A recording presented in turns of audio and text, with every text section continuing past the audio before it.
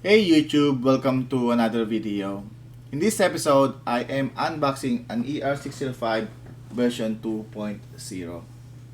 This product is nothing new and I am probably 4 or 5 years late to the party. But at the time this product was released, there was no compelling reason for me to upgrade. The hardware refresh at the time was significant, but the features I mostly cared for were pretty much the same. Back then, the only thing that would have pushed me to upgrade was the USB port for LTE-1 connectivity. However, over the years, Omada has released a lot of new features.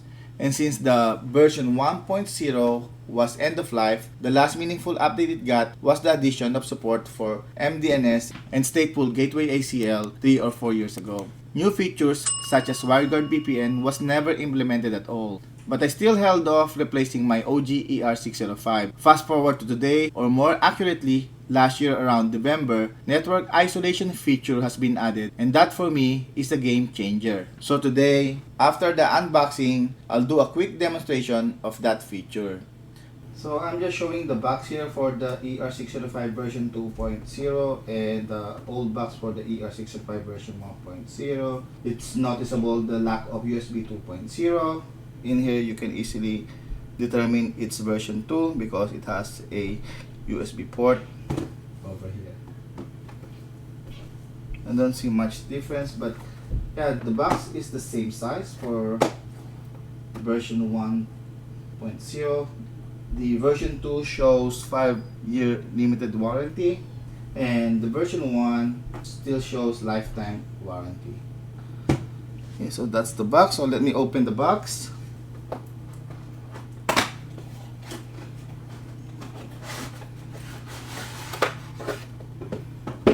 So the box contains a carton box that holds all the contents inside. It's got a AC adapter, power supply, maybe 3.5mm barrel jack, and the rubber feet, all 4 of them. What else? Okay, thank goodness they did not skimp on the Ethernet cable.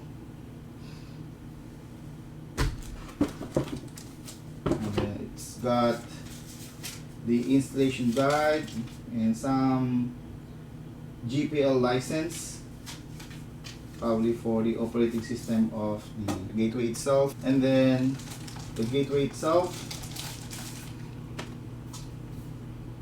So the USB port is the most striking difference between the old gateway. So this is an ER605, the old one. You can see anything on this side. That's the where the USB port is, and of course the LED will be a little bit different. But check the back. It's pretty much the same for the back, and the bottom is pretty much the same as well. And the top. It's got fan holes for better airflow. And for the interfaces in here, it's got the pinhole here for the reset. And another striking difference for this one is that this device had 2 dedicated LAN ports. In the version 1, the rightmost LAN port is dedicated LAN port, while the rest are all WAN LAN ports. In here, there is a dedicated WAN port, just like this one, and there's dedicated 2 LAN ports, these 2 and this one for the ER605. The rest of the 2 in here are 2 WAN LAN ports. I would have preferred if the other one is also a WAN LAN port, just because it's easier to increase the number of LAN ports rather than the WAN port. Before showing the demonstration, let me just go through the physical connectivity so that you have a better understanding of how everything are connected. The Omada devices that I have in use in here are the OC220 and the ER605. Those are the only requirements for an Omada SDN to adapt the gateway. I have to use a D-Link switch so that I can demonstrate the network isolation without the D-Link switch, because the network isolation is implemented at the gateway level. So I would like to demonstrate and show how the network isolation works with the gateway and a non-Omada switch. For the D-Link switch, I will also show the configuration of how each ports are connected, but it's very easy. Port 1 is just an uplink in here. So this is a LAN port. And in here I have several VLANs in here. VLAN 1, VLAN 10, VLAN 20, and VLAN 30. For ports 2 and 3, not sure if it can be seen on the camera, but ports 2 and 3 over here, this is VLAN 10, and then ports 4 and 5 will be VLAN 20, and then port 6 and 7 will be VLAN 30. So port 1 and port 8 are both VLAN 1, so they are in system VLAN. My media PC, represented by this orange tape in here, marker in here, this is the PC that I will use to move around across different ports to demonstrate the network isolation configuration. The OC220, as you can see here, is currently directly connected to the ER605 version 2.0 gateway. For comparison, the size of ER605 version 2.0 and ER605 version 1.0 is the same. You can see here. So this is the ER605 version 1.0, the OG1, and this is the version 2.0. This is the network diagram for this demonstration. I have a single uplink to the wide area network, to the internet. I have only 2 Omada devices in here. One Omada gateway and one Omada controller. I have a third network device in here, which is the D-Link switch, but this is not an Omada device. The network isolation configuration is a feature at layer 3 device, which is at the gateway level. However, you will still need the switch to be able to realize and fully use the capability of this network isolation. I have 4 VLANs in here and 1 trunk VLAN. One is the system VLAN, represented by the black line. I have a VLAN 10 represented by the blue line. I have VLAN 20 represented by the blue or pink line or brown line, however it looks in your screen. And I have VLAN 30, which is represented by the green line. I have 3 Raspberry Pis in here. One of them is in the normal network and 2 of them are in the isolated network. My admin PC, this PC that I'm using for recording, is in a system VLAN, and I'm going to move it around from VLAN 1 to VLAN 10 to VLAN 20 and to VLAN 30 to demonstrate how network isolation works compared to the normal network. Note that in this configuration, I don't have any ACLs at all, whether at the switch level or at the gateway router. Before I show the Omada console configuration, let me just jump into the D-Link switch. This is the D-Link switch. What's important for this particular switch is that I have the same VLANs defined on the Omada network. I have VLAN 1, which is the system VLAN. This is untagged in port 1 and port 8. I have VLAN 10, VLAN 20, and VLAN 30. VLAN 10 is configured on ports 2 and 3. VLAN 20 is configured on ports 4 and 5. And VLAN 30 are configured on ports 6 and 7. They are all in the trunk VLAN and they are all connected via the port 1 of the switch. Let me jump now to the Omada console. So this is the Omada console. As you can see, I only have one Omada device in here as far as the device is concerned. I only have one gateway and of course this particular console, which is the Omada controller. As for the clients, let's check the clients. There you go. I have the Omada controller in here and the media PC. Both of them are in the system VLAN. As you can see, network is by default. I have one client at VLAN 10, one client at VLAN 20, and one client at VLAN 30. You can see here VLAN 10, VLAN 20, and VLAN 30.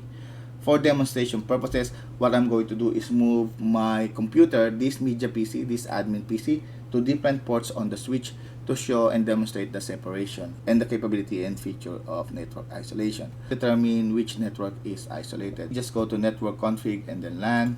And you can see that VLAN 1, which is the default, and VLAN 10, which is also a normal network, by the way, it doesn't show anything that shows isolated in here. However, VLAN 20 and 30, it shows isolated. And you can see that as well here in the isolation settings. You can see here over to the right side, the interconnected network are VLAN 1 and VLAN 10. And for the isolated networks, these are VLAN 20 and VLAN 30. For the ACLs, I want to show that there are no ACLs here at all. As you can see, there's no gateway ACL. There's no switch ACL because I don't have any switch, and I don't have EAP ACL because I also don't have any access point at all. I do have a D-Link switch, but it's not an Omada switch, and I don't have any ACL on the D-Link switch. So let me just go back to the clients in here. And there you go, you can see here I have all of them .100. When I move my media PC, I will probably have a .101 for each VLAN. But right now my media PC is in a system VLAN. So now let me do the demonstration. My PC is in the system VLAN, so let's check the IP address. My IP is 192.168.0.101. Let me ping the client at 10, which is 10.100. This is in the normal VLAN. That's how it works. And let me ping the one at 20. This is the isolated network client. As you can see, I cannot ping it. So that's one of the features of the isolated network. And I'll ping the one at the 30, which is also in another isolated network. There you go. Now what I'm going to do is move my computer from system VLAN 1 to the normal VLAN. So the default VLAN is VLAN 1. Currently that's where my admin PC is. And I'm going to move it to VLAN 10. Going to move it to VLAN 10. So let me just ping 10.100. So this is the normal client. I'm pinging it. And if you're looking at the device camera, I'm removing my cable in here, and you will see a general failure error or something like that. Oh, request timeout. Yes, general failure. And I'm going to move it to VLAN 10. Since VLAN 10 is not an isolated network, I should be able to ping it as soon as I get connected.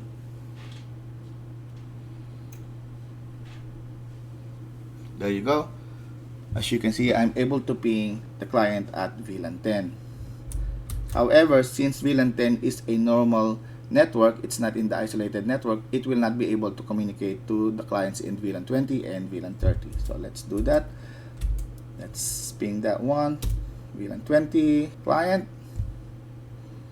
There you go, request timeout, and the same thing is going to happen for VLAN 30 client.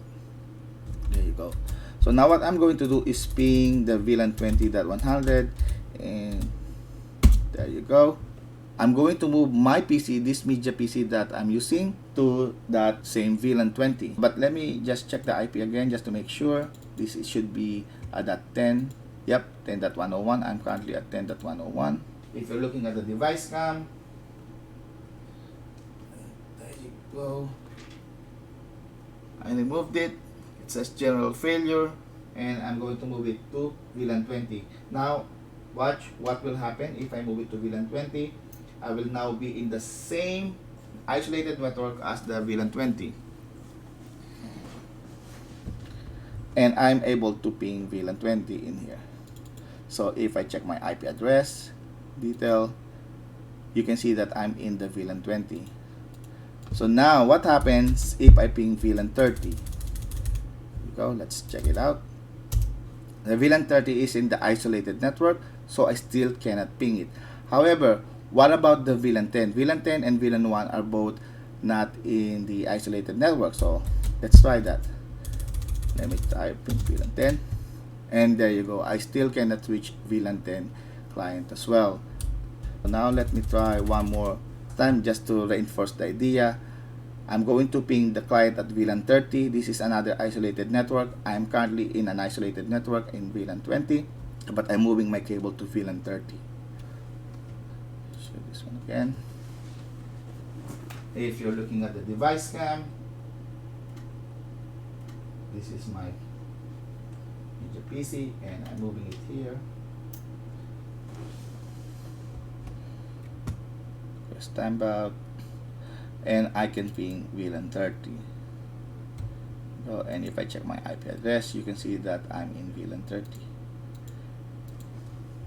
Same way with the VLAN 20, I will not be able to reach all the other networks. The isolated network basically is its own network. It cannot see any other network. Okay. And then VLAN 10. Before I forgot to mention, isolated network also have internet access.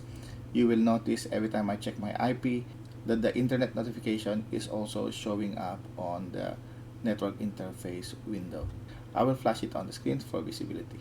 This is a game changer, so this is a very compelling reason, at least for me personally, to upgrade my OG ER605 version 1.0 because this feature is not available with the old routers. There has been so many features in the past that has been implemented, but none of them are compelling enough for me to upgrade. But this one, as I said, is a game changer, at least for me, because there's no ACL required for this particular functionality. It reduced the number of ACLs required to achieve certain configurations. And for VLANs, really one of the function of the VLAN is to have its own identity, to give it functionality, to give it capability.